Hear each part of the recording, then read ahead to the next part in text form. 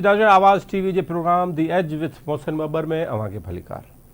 अॼोके ॾींहुं जे प्रोग्राम में असां 3 सेगमेंट ते जीअं त हमेशह ॻाल्हाईंदा आहियूं। अॼु असां ॻाल्हाईंदासीं उन में असां शुरूआति कंदासीं सियासी मामलनि तां। सियासी मामलनि तां 9 मई गुज़री वियो आहे, पर हिन 9 मई ते धुरनि में छिकताण वधंदी नज़र अचे पई ऐं कुझु जेके उमेदूं हुयूं ॻाल्हि ॿोल जूं मुख़्तलिफ़ सियासी ऐं गैर सियासी धुरनि जे विच में, उहे लॻे थो हाणे शायदि पॉइंट ऑफ नो रिटर्न ते आहिनि।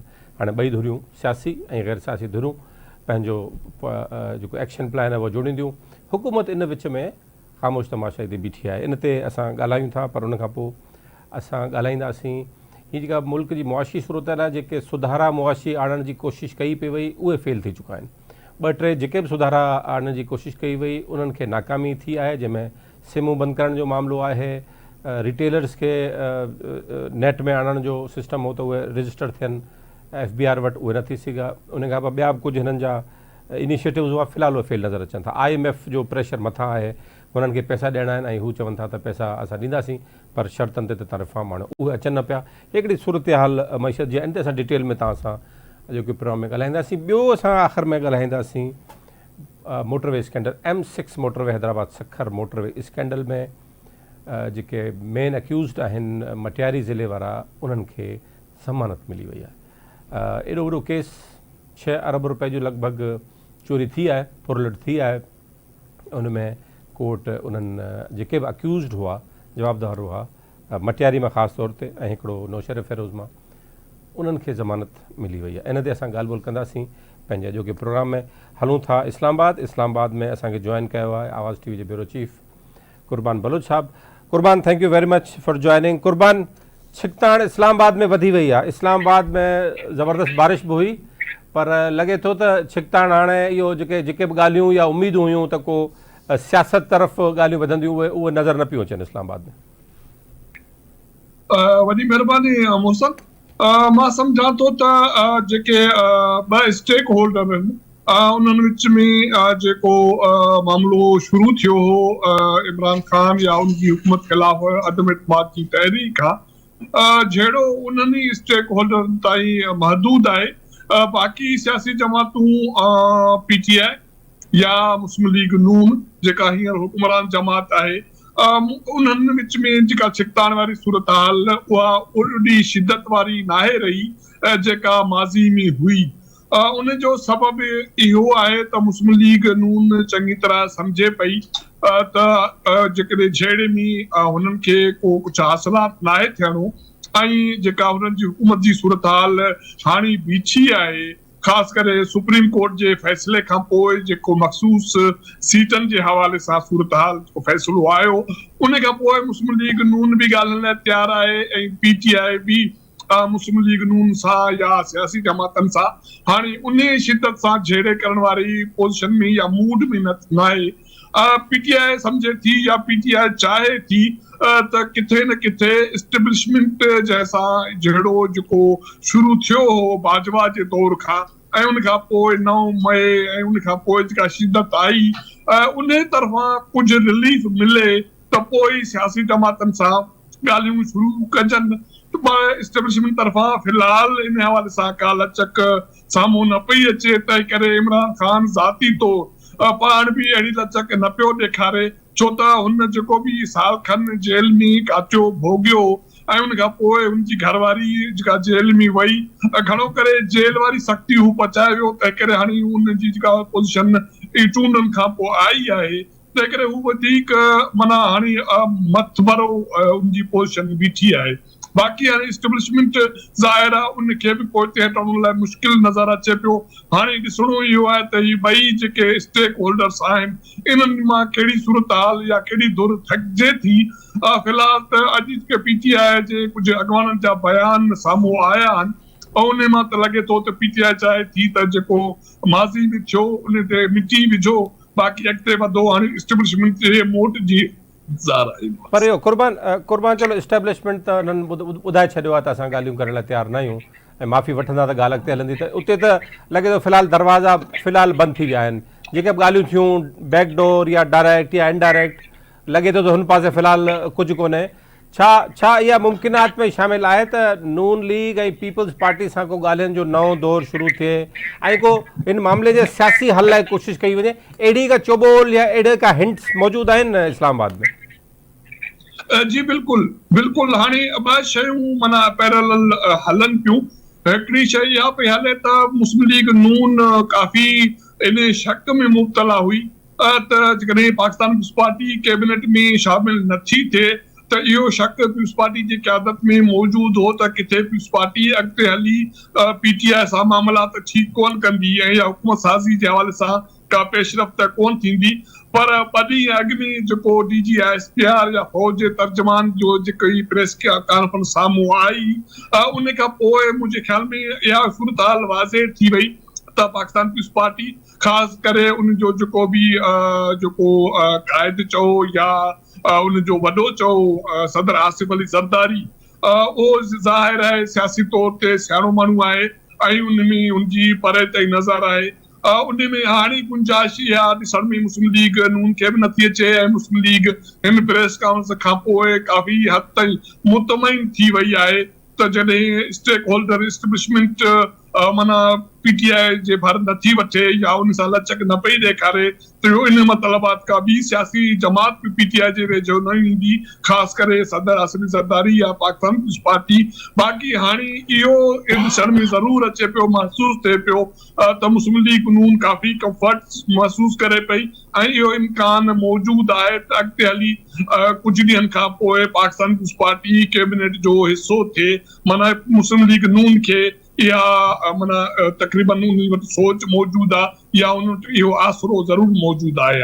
कुर्बान हिकिड़ी ॿी ॻाल्हि, पर हिन जो हिकिड़ो त इहो पासो जेको पाण ॻाल्हि कयोसीं हाणे त इस्टेब्लिशमेंट तरफ़ां जवाबु मिली वियो आहे, पर हेॾा ई पर इहो बि त मुमकिन आहे त पीटीआई ते हिकिड़ो हाणे प्रेशर वधी वञे त हुतां ॻाल्हाइनि दरवाज़ा बंदि थी विया आहिनि, तंहिंजे करे कुझु नून लीग ऐं पीपल्स पार्टी सां माना पीटीआई जी बार्गेनिंग पोज़ीशन हाणे कमज़ोर थी वई आहे। मुंहिंजो चवण जो मक़सदु इहो आहे त जॾहिं उन्हनि जी बार्गेनिंग पोज़ीशन कमज़ोर थी आहे त पोइ त नून लीग ऐं पीपल्स पार्टी जी बार्गेनिंग पोज़ीशन बहितर थींदी। बिल्कुलु तव्हां सही चयो। पीटीआई हाणे काफ़ी अरसे खां ॾिसंदो त पीटीआई पाकिस्तान पीपल्स पार्टी ते तनक़ीद कोन परे करे ऐं पाकिस्तान पीपल्स पार्टी बि पीटीआई खे निशानो न पई बणाए। अॼु राना सनाउल्लाह जो बयान शाया थियो आहे जेको हाणे वज़ीर आज़म जो सियासी मामलनि सलाहकार भी आहे, पंजाब जो सदर भी आहे, तो हू चवे थो त मुस्लिम लीग नून पीटीआई सां ॻाल्हाइण लाइ तयार आहे ऐं पीटीआई बि हाणे सियासी जमातनि सां तक़रीबन झेड़े वारे मूड में बि न आहे ऐं झेड़े जोटण वारी पोज़ीशन में बि न आहे। तंहिं करे इहो ॻाल्हियूं ज़रूर माना यकीनन तौर ते ॿिन्ही धुर वटि लचक त मौजूदु आहे, पर पीटीआई कंहिं न कंहिं हवाले सां एस्टेब्लिशमेंट खां माना नरम गोशो चाहे थी, गारंटी चाहे थी, छो त पीटीआई खे इहा त ज़रूर ख़बर आहे या पीटीआई जो मौक़ुफ़ आहे या पीटीआई वटि तसवुर आहे त जेसि ताईं एस्टेब्लिशमेंट वटां माना कोई सब्ज़ कोई इशारो या इशारो नथो मिले तेसि ताईं ॻाल्हियुनि करण जो फ़ाइदो न थींदो। पीटीआई इन करे साह मुझायो वेठी आहे त एस्टेब्लिशमेंट तरफ़ां थोरी घणी गुंजाइश निकिरे। अॼु वज़ीर आला के जो अली अमीन गंडापुर जो बि बयान आयो आहे ऐं पीटीआई जो जेको चेयरमैन आहे जेको उन जो बि बयान आयो आहे त माज़ी ते हाणे उनखे नज़रअंदाज़ कयो, अॻिते वधो ऐं मामला विसारियो। त इहो मैसेज अॻु में मशरूत हुयो त हू माफ़ी वठनि या हू ॻाल्हियुनि लाइ अॻिते अचनि, पर हाणे पीटीआई मंसूब करे थी ऐं पीटीआई गुंजाइश कढे पई त हाणे नज़रअंदाज़ कयो, माना इन जो मतिलबु आहे माफ़ कयो, अॻिते वधो त इहे शयूं अॻिते हली बेहतर सूरतहाल अख़्तियार करे सघनि थियूं। मां छो त इहा सूरतहाल त साम्हूं ज़रूर सभिनी वटि साम्हूं आहे त सियासी जेसिताईं इस्तेहकाम नथो अचे तेसि ताईं मुआशी इस्तेहकाम ॾाढो मुश्किल आहे। बजट मथे ते आहे ऐं पार्लियामान खे ऐं असेंबलियुनि खे हलणो आहे ऐं हाणे जॾहिं खां सुप्रीम कोर्ट जो मख़सूस सीटनि खां जे हवाले सां फ़ैसिलो आयो आहे त हाणे सियासी जमातनि जी पोज़ीशन इहा आहे त सभिनि खे गॾिजी अफ़वाम तफ़हीम सां अॻिते हलणो पवंदो, न त सभिनि लाइ हलणु काफ़ी मुश्किल थी पवंदो। कुर्बान हिकिड़ो आख़िरी मुंहिंजो सवाल, आख़िरी डिस्कशन पाण कयूं हिकिड़ो त कुझु हॉक्स पॉलिटिकल पार्टीज़ में इस्टेब्लिशमेंट हिकिड़ा हॉक्स हूंदा आहिनि, हिकिड़ा डव्स हूंदा आहिनि, पर पीटीआई जा हॉक्स चवनि था त असां जेका अपोज़िशन पार्टी आहे जेका तहरीक तहफ़्फ़ुज़ आइन पाकिस्तान आहे उनजे थ्रू असां प्रेशर डेवलप कंदासीं जो चौधरी फवाद जो अॼु फवाद जो जेको बयानु आहे उहो मौजूदु आहे त असां हुन थ्रू प्रेशर करे ऐं हुकूमत खे ॻाल्हाइण ते मजबूर कंदासीं या हुननि जे टर्म्स ते अचण लाइ कोशिशि कंदासीं त इहे हॉक्स ऐं डॉव्स अञा ताईं PTI में त हिकिड़ी जाइ ते बीठा न आहिनि, मुख़्तलिफ़ ख़्याल ॿई धुरियूं हलनि पियूं।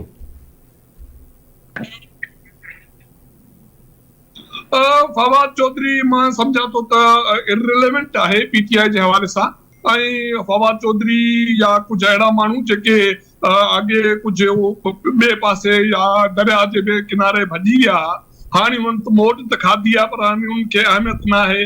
फैसलनि जो महवर हींअर बि इमरान ख़ान आहे या जो बैरिस्टर अली गौहर आहे या असद उमर आहे या उमर अयूब आहे, ऐं हिननि वटि मुंहिंजे ख़्याल में मां हीअं त इन जो आहियां या इन सोच जो आहियां त हिननि वटि गुंजाइश इहा आहे त कंहिं न कंहिं सूरत में इमरान ख़ान लाइ ज़ाती तौरु उन लाइ रिलीफ हासिल कजे, छो त ॿियूं काफ़ी हद ताईं लचक मौजूदु आहे, एस्टेब्लिशमेंट वटि बि लचक मौजूदु आहे ऐं PTI जे माण्हुनि वटि बि लचक मौजूदु आहे। तव्हां माज़ी में ॾिठो त जिन बि इमरान ख़ान खां लातालगी जो इज़हार कयो उहो ईज़ी थी वियो, पासीरो थी वियो ऐं उनखे रिलीफ बि मिलियो, पर इमरान ख़ान खे हू रिलीफ ॾियण लाइ इन सूरत में तयारु कोन्हनि। हाणे ॻाल्हि हुननि जी बि इन मामले ते अची वई आहे त माफ़ी वठे इमरान ख़ान। हाणे माना अॻे त बिल्कुलु लचक कोन्हे, हाणे जेकॾहिं माफ़ी वारी ॻाल्हि अची वई आहे त माना इन जो मतिलबु आहे त लचक मौजूदु आहे ॿिन्ही पासनि खां। ठीकु, कुर्बान तव्हांजी वॾी महिरबानी। नाज़रीन, कुर्बान बलोच सीनियर सहाफ़ी असांजे ब्यूरो चीफ आहिनि आवाज़ TV जा, उन्हनि जी तव्हां ॻाल्हि ॿोल ॿुधी। उहे चवनि था त कुझु मामलात सुरिया आहिनि, इन छिकताण जे बावजूदि, इन सख़्ती जे बावजूदि इस्टेब्लिशमेंट ऐं PTI जे विच में जेको कुझु हो या न हो, ॻाल्हि ॿोल हुई या न हुई, पर हाणे मामलात सुरंदा। हाणे ॿियो रस्तो ॾिसंदा, हीउ रस्तो बंदि थी वियो आहे त ॿिए रस्ते ते वेंदा, उहो रस्तो सियासी पार्टियुनि सां ॻाल्हाइण जो आहे। ॾिसूं ते वधीक छा डेवलपमेंट थियनि थियूं, तव्हांखे अपडेट कंदा रहंदासीं। फ़िलहालु वठूं हिकिड़ो ब्रेक खां पोइ मोटरवे स्कैंडल ते ॻाल्हाईंदासीं।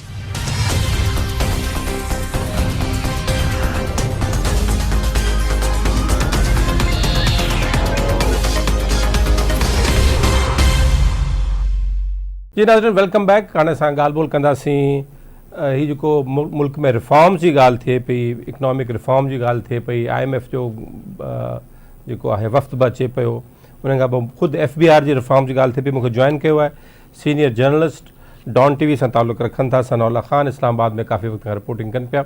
सनाउल्ला, बहुत शुक्रिया आपने ज्वाइन किया। सनाउल्ला, सबसे पहले तो ये जो FBR का ये जो सिम का मामला है, सिमें बंद करने का मामला, इस पर बड़ी कंट्रोवर्सी हो चली है, तो ये क्या नंबर है, ये क्या माजरा क्या है कि सिम बंद करने से इनको फ़ायदा क्या होगा और इस पर टैक्स कलेक्शन कैसे बेहतर होगी, ये इस पर बड़ी कंट्रोवर्सी चली हुई है।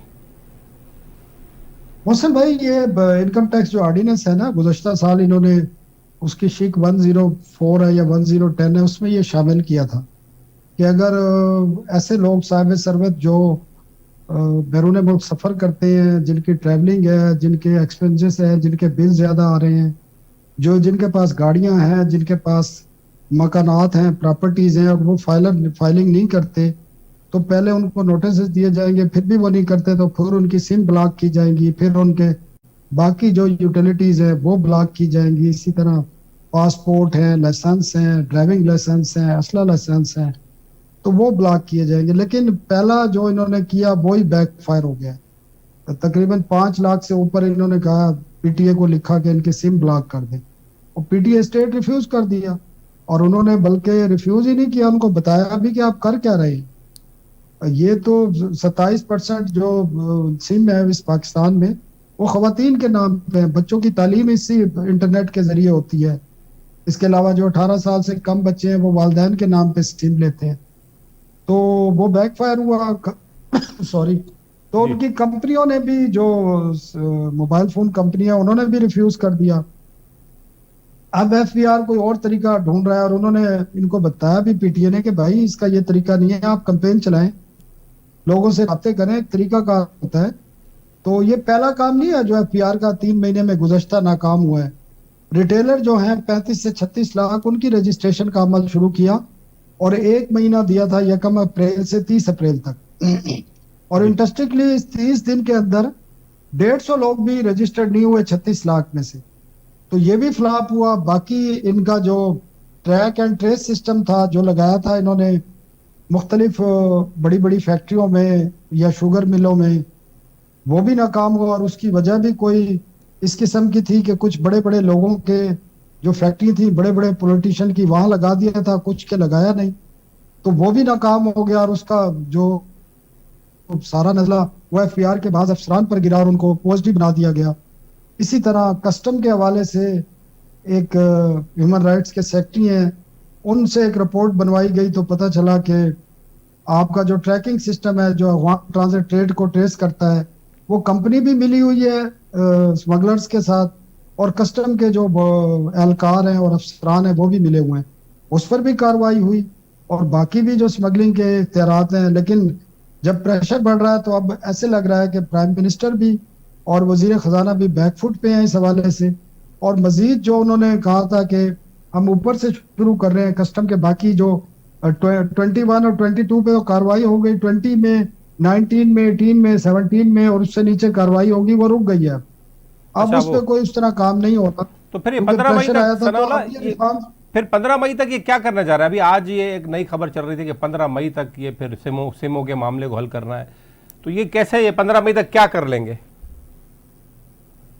मेरा नहीं ख्याल, ये बैकफायर हो चुका है। अब ये मुमकिन नहीं है, इतनी बड़ी कंपनियां हैं, उनकी इन्वेस्टमेंट है, आगे इन्होंने 5G भी ऑप्शन करना है, तो कंपनियां कैसे आएंगी? फिर पीटीए में आपको पता है एक रिटायर ही जर्नल है लेकिन मौजूद है वहां पर, तो इनकी बात पॉलिटिशियन की इतनी आसानी से नहीं मानी जाएगी।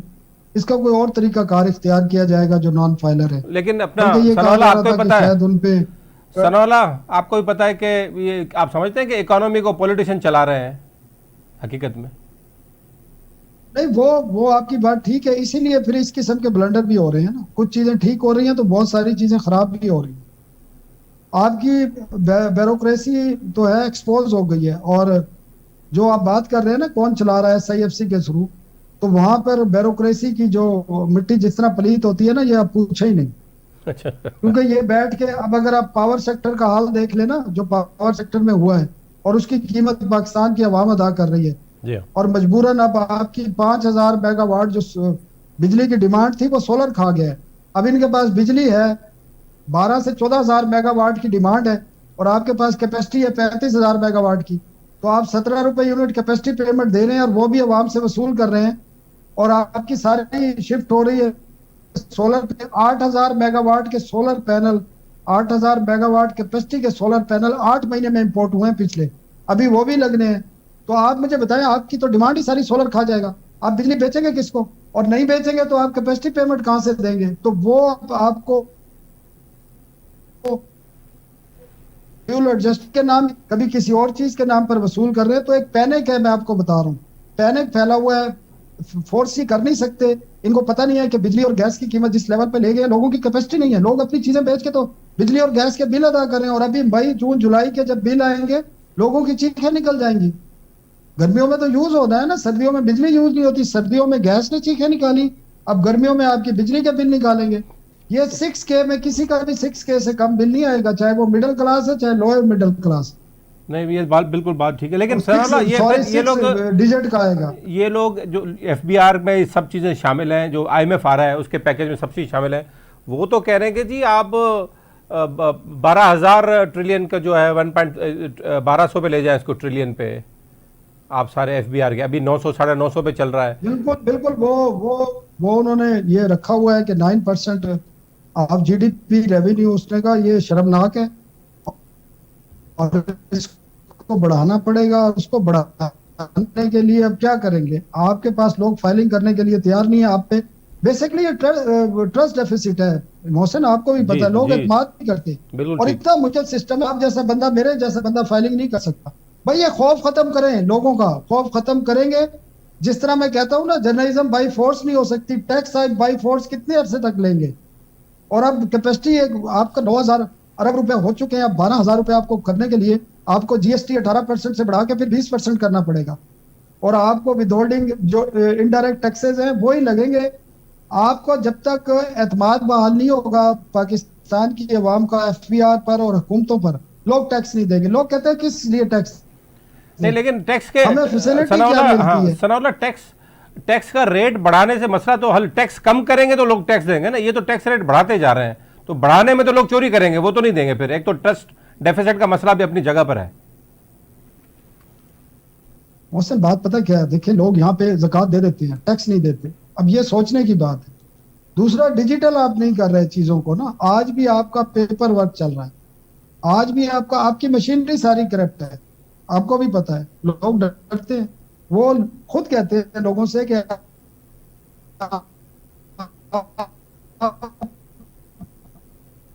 सरकार को ना दे। उसी तरह आपके पता है अभी जीएसटी की सैकड़ों अरब रुपए की चोरियां पकड़ी गई हैं, जो पकड़ी गई है पकड़ी गई है, जो नहीं पकड़ी जा रही नहीं पकड़ी जा रही। आपको पता है कि कराची पोर्ट पर किस तरह अंडर इनवॉइसिंग होती है, सारी चीजें सबको पता है। आपको पता है जब कराची पोर्ट से कंटेनर निकलता है और डाउन आता है लाहौर तक, पिशावर तक या रावलपिंडी तक, तो कितनी जगह पे उनको भत्ते देने पड़ते हैं और वो फिर पासान होता है पब्लिक के लिए। टैक्स तो आपको मिलता नहीं है। तो ये निज़ाम भाई आपको ठीक करने के लिए बड़ी मेहनत की जरूरत है। आपको पूरा एक तो डिजिटल पे जाना पड़ेगा। आपकी तमाम पेमेंट्स दुनिया में तब्दील हो गई है, अब दुनिया में हर जगह पेमेंट डिजिटल होती हैं, और जब डिजिटल होती हैं तो आपकी इकोनॉमी डॉक्यूमेंटेड हो जाती है। आप उस तरफ जा ही नहीं रहे हैं। आप पिछले 10 साल से कह रहे हैं जी हम डिजिटल कर रहे हैं, जिस तरह आप ऑफिस को कह रहे हैं कि हम ऑटोमेशन पे जा रहे हैं, आज तक ऑटोमेशन नहीं हुआ, आज तक डिजिटल काम नहीं हुआ। दुनिया बदल चुकी है, हम वहीं खड़े हैं। तो दो चीजें, आप डिजिटल करें, लोगों के एतमाद को बहाल करें, फिर आपको ना सिम बंद करने की जरूरत है, ना आपको किसी के बिजली और गैस के कनेक्शन बंद करने पड़ेंगे। आप लोगों को एतमाद दे दें कि भाई जो आप से टैक्स ले रहे हैं वो आप पर ही खर्च हो रहा है और आपकी मशीनरी करप्ट नहीं है। उसको ईजी कर दें फाइलिंग को, लोगों को पता चले कि मैंने इतना टैक्स देना है, पहले से पता हो, तो चाके तैयार रहे और मिनिमम रेट रखे। जी हाँ, मिनिमम रेट। रिटेलर क्यों नहीं आ रहा? रिटेलर के लिए मसला क्या है महीने का 1000 रुपए टैक्स देने का, लेकिन वो कहता है जिस दिन मैंने ये भर दिया मुझे एफपीआर की मशीनरी ने छोड़ना नहीं है, रोज मुझे तंग करना है। तो ये मसले हैं, इसको जब तक हल नहीं करेंगे नहीं होगा। सनाउल्लाह बहुत शुक्रिया आपका, बड़ी अहम गुफ्तगू रही आपसे। सनाउल्लाह नाज़रीन, सनाउल्लाह खान सीनियर बेबाक साफ़ है, सिधी ॻाल्हि कंदो आहे, सिधी ॻाल्हि कंदो। ब्यूरोक्रेसी कीअं थी करे, सियासतदान छा था कनि, सिस्टम कोन था कमु कनि, हीअ सिंधी उर्दू में चइबो लॻी लिपटी ॻाल्हि नाहे कंदो, सिधी ॻाल्हि कंदो। त सनाउल्लाह खान असांजो दोस्त सीनियर सहाफ़ी असांजो आहे, उहो चयो पियो त जेके बि रिफॉर्म हिननि 2-3 जेके हिन हुकूमत कया आहिनि उहे फ़िलहालु फेल थी चुका आहिनि, केरु पैसा ॾियण लाइ तयारु कोन्हे। हाणे हुकूमतनि ते छा थी करे इहो ॾिसंदासीं। पोइ तव्हांजे वठूं था ब्रेक खां पोइ हिकिड़े ॿिए मौज़ू ते तव्हां सां ॻाल्हि ॿोल कयूं था।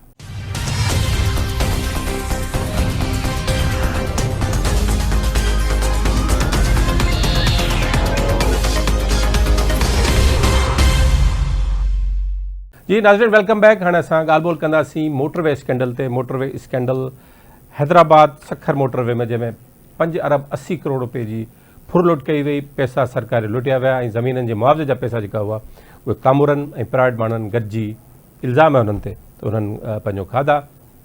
इन्हनि 5 अरब 80 करोड़ मां 75 सैकड़ो पैसा प्ली बारगेन में वापसि थिया आहिनि। जो मक़सदु इहो आहे त उहे माण्हू जेके इन्वॉल्व हुआ उन्हनि 75 सैकड़ो पैसा वापसि करे छॾिया आहिनि 5 अरब 80 करोड़ मां। हाणे उहे जवाबदार जेके आहिनि मटियारी ऐं नौशेर फिरोज़ जेके बि आहिनि उहे जेलनि में आहिनि, कुझु फ़रार आहिनि, पर मटियारीअ जेके जवाबदार हुआ उन्हनि खे कल्ह नैब अदालत ज़मानत ॾेई छॾी इन बुनियाद ते त उन्हनि जो जेको जेल में 18 महीना गुज़ारिया आहिनि, केस हली न सघियो। 200 गवाह आहिनि, 200 गवाहनि मां हिकिड़ो बि केस न हलियो आहे। नैब रेफरेंस दाख़िल करे चुकी आहे, 2 रेफरेंस गॾियल थी विया आहिनि, नौशेर फिरोज़ ऐं मटियारी जा 2। ऐं हाणे केस जेको आहे उहो अॻिते न पियो हले। उन जी बुनियाद ते जेके जवाबदारनि जा वकील हुआ उन्हनि पंहिंजो टेक्निकली पंहिंजो केस विढ़ियो ऐं अदालत हुननि सां इतफ़ाक़ कयो त वाक़ई बि केस नथो हले पियो ऐं नैब जेको आहे केस अॻिते न पियो वधाए, तंहिंजे करे हुननि खे ज़मानत ॾिनी वञे ऐं उन्हनि खे कल्ह ज़मानत मिली हुई। 5 अरब 80 करोड़ जी करप्शन जो केस ऐं जवाबदारनि खे ज़मानत मिली आहे 15 लख रुपए जे फ़ी जवाबदार जी ज़मानत उन्हनि खे मिली वई आहे टेक्निकल ग्राउंड से, छाकाणि त प्रोसिक्यूशन ऐं नैब जा वकील जेके आहिनि उहे अदालत खे कन्विंस न करे सघिया ऐं न ई केस हलाए सघिया ऐं न ई जेका इन में इन्वेस्टिगेशन थींदी आहे उनखे अॻिते करे सघिया। हीअ असांजे सूरत हाल आहे असांजी इन्वेस्टिगेशन जी।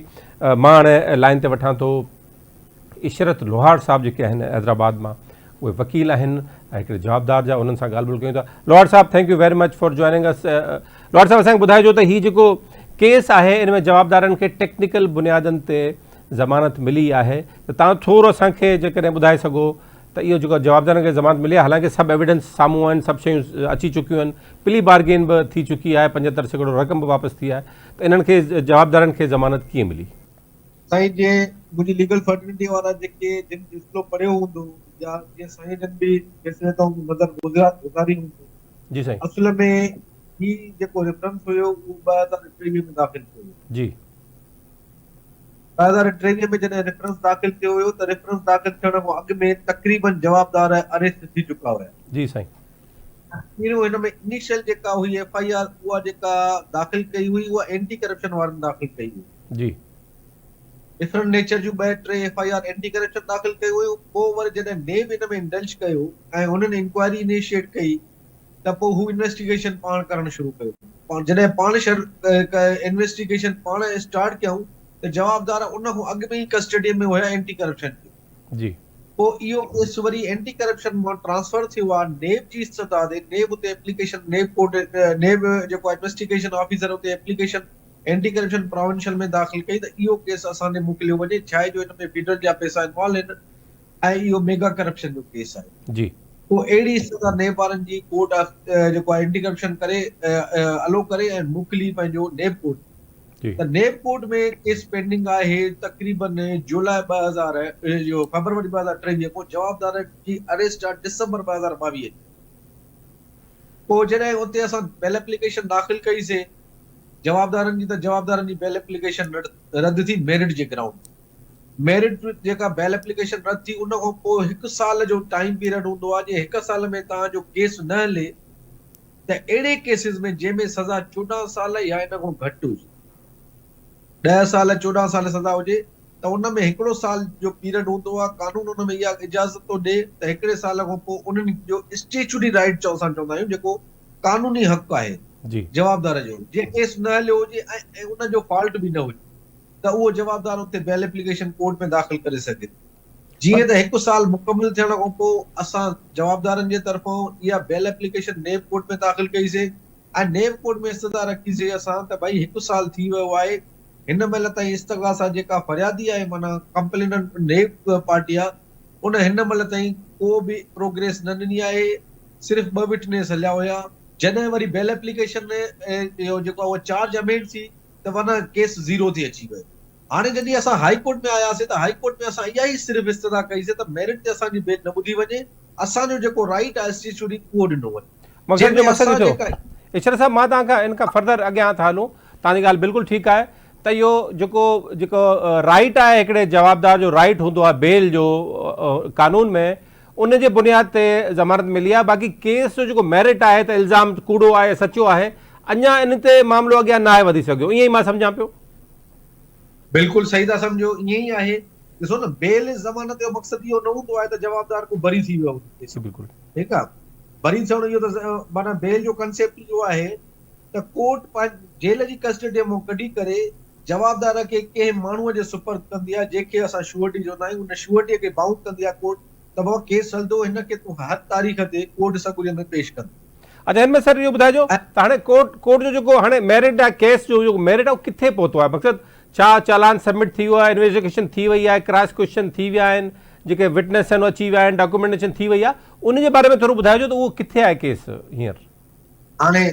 हाणे हिन में तव्हांखे ॿुधायां त इहो 2 सेक्शन ते मुश्तमिल केस आहे। हिकिड़ो सेक्शन जेको हैदराबाद को नौशरो फिरोज मटियारी जेके चवंदा पाण मटियारीअ जो, ॿियो नौशरो ऑनवर्ड्स टू सक्का जी।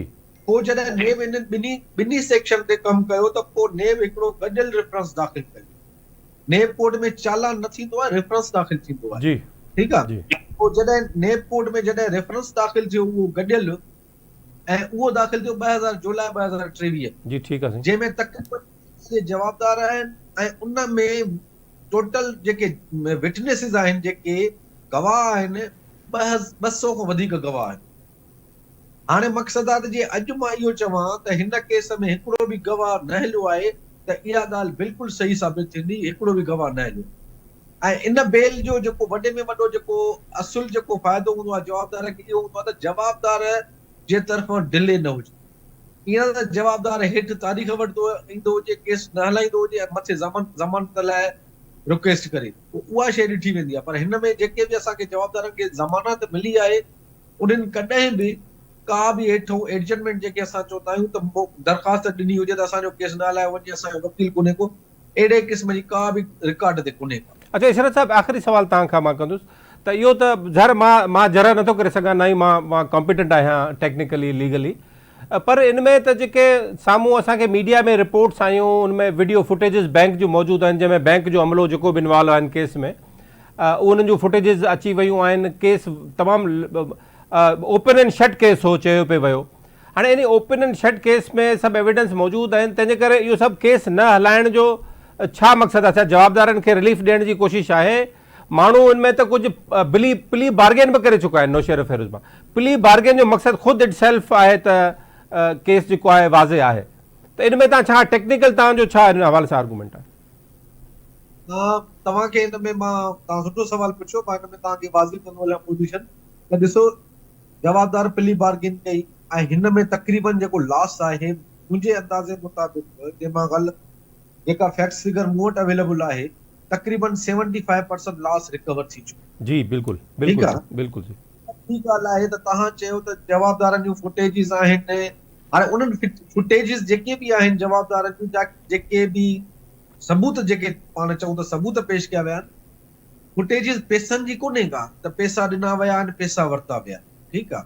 हाणे बैंक जो जेको अमलो उन्हनि सां वेठो आहे, त बैंक जो अमलो ज़ाहिरी ॻाल्हि आहे, बैंक हिकु पब्लिक प्लेस आहे जिते मां बि आराम सां वञी सघां थो, तव्हां बि वञी सघो था, उते वेही सघो था, जी ठीकु आहे। बाक़ी वञण जो मक़सदु इहो न हुयो त बैंक में का हुननि ॾेती लेती कई आहे, अहिड़ी का एविडेंस ॾेती लेती कोन्हे का। बाक़ी इन सां गॾोगॾु जेको तव्हां सवाल पुछो त इहो टेक्निकल ग्राउंड, ॾिसो इहा डिले जेका आहे न नेब जे पार्ट ते कोन्हे का, असांजे पार्ट ते बि कोन्हे का, पर जॾहिं ज़मानत जी ॻाल्हि ईंदी आहे त हमेशह शक जो फ़ाइदो मुल्ज़िम खे ॾिनो वेंदो। जी बिल्कुलु ठीकु आहे, असां वटि इहो बिल्कुलु सही था चओ। शक जी ॻाल्हि ईंदी त उन जो जवाबदार खे फ़ाइदो ॾिनो वेंदो। इहो हिकिड़ो जनरल कानून आहे, अटल कानून। सर इशरत साहब I thank you very much तव्हांजे टाइम जे लाइ। असां बेसिक ॻाल्हियूं तव्हांखां सम्झण पिया चाहियूं फॉर टेक्निकल ग्राउंड। नाज़रीन तव्हां ॿुधो त कीअं ज़मानत मिली आहे। इशरत लोहार साहब वरी तफ़सील सां असांखे सम्झायो आहे। केस अञा हलियो ई कोन्हे, 200 गवाह आहिनि, हिकिड़ो बि गवाह पेश न थी सघियो आहे। 2 साल खां मथे जो अरसो गुज़री चुको आहे ऐं तव्हां ॾिसो पिया 5.8 बिलियन जो केस आहे ऐं इन हवाले सां का अघु भराई न थी ऐं हाणे जवाबदारनि खे ज़मानतूं मिलियूं। तव्हां ॾिसो त असांजो स्ट्रक्चर इन्वेस्टिगेशन जो ऐं पोइ प्रोसिक्यूशन जो कीअं कमु करे थो। हिन त तव्हांखे अपडेट कंदा रहंदासीं। मोहसिन बबर खे जेके प्रोग्राम इजाज़त ॾींदा, सदाईं गॾु।